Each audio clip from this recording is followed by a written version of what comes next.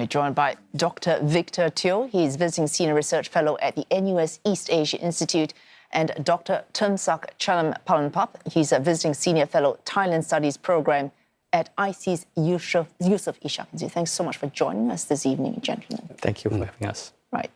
It would be puerile, I think, to force a connection between Japan and Thailand just because both are holding elections today. But we can say that both leaders, when they moved to dissolve their parliaments and call for snap elections, made it very clear that they are returning power, asking their people whether they have a mandate to lead. You're absolutely right. I think the Japanese Prime Minister made a big gamble, and I think she made the correct one. So things are looking up for her in this respect, and if the exit polls are to be believed, she's going to secure a very, very comfortable mandate, and that will enhance her political future in a few ways. First of all, I think she will gain a serious amount of respect within the Liberal Democratic Party on henceforth, because she has been coming under attack for calling this snap election.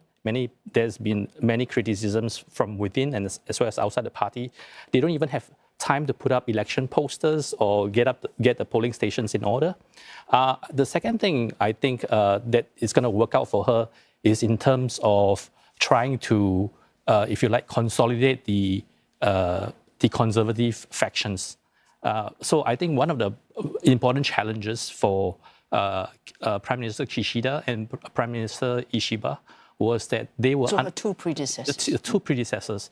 They were unable to sort of consolidate all the factions together. So I think in that aspect, Prime Minister Sanae Takaichi is going to be able to have a better hold on where the direction of the party is going. Dr. Termsak, this is one way we can frame it: conservative versus progressive, and that is not always the case. It's fairly simplistic in itself, but we can say that in Thailand. Yeah, and if Boom Thai Thai gets the win that some polls are predicting, conservatives in both instances are pulling ahead. Well, it seemed to be the case that Boom Thai Thai is winning, will come first, winning the most number of House seats. But there is still a big question on how he is going to form his coalition. He needs to pick a few more parties because all the polls predict that he will get around 150, 160 seats. So he needs 251. 51, yeah, 251. That is a big difference from Japan. Yes. In Japan, you have the LDP dominating. And that's why the turnout, I'm quite surprised, turnout in Japan is quite low. In Thailand, this time, we are expecting a higher turnout, more than 75%. Because there are no dominant party. You mentioned the three major parties. So every vote will count. And that's why the higher turnout this time in Thailand. And after the poll closed, I think they released the latest opinion surveys, and it showed that Boom Thai Thai is leading. Right. So I think one interesting aspect is that I think the LDP has got very, I think at least for the Takaichi faction, they have got really smart election strategies working very hard. It's not very clear that at the onset that definitely the gamble will pay off. As political scientists, we are more careful about polling numbers. But all right, you can be smart, you can win, but after that, if you do not deliver, the electorate will punish you.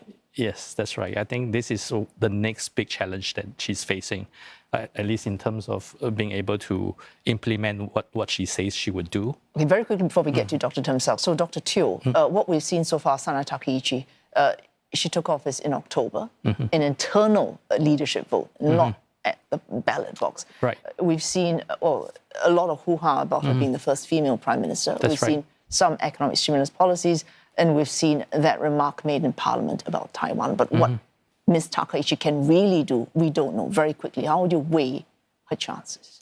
Well, I think her chances are good because, first of all, you need to have political longevity for any of your policies to work. And most of the predecessors did not have that kind of longevity. So if she's able to hold hold on to the political prime minister's seat for a long while. She might actually have a chance to get things going, but whether she succeeds in the long run or not, it still remains to be seen. All right.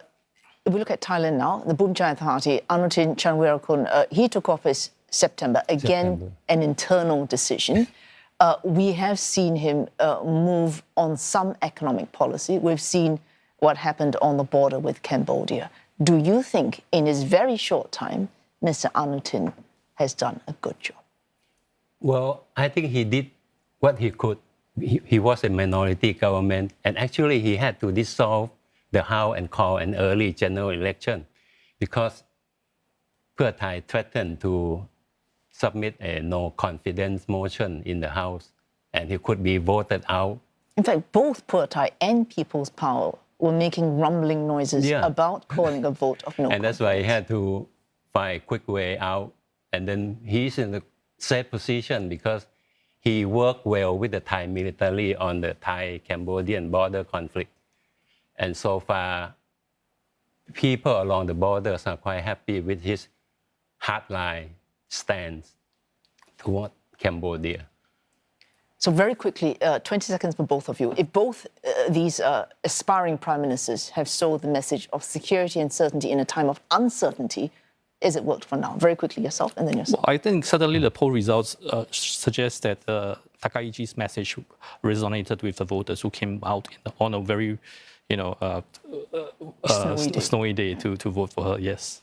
All the polls suggest that economic issues are a bigger problem, but border security is more immediate.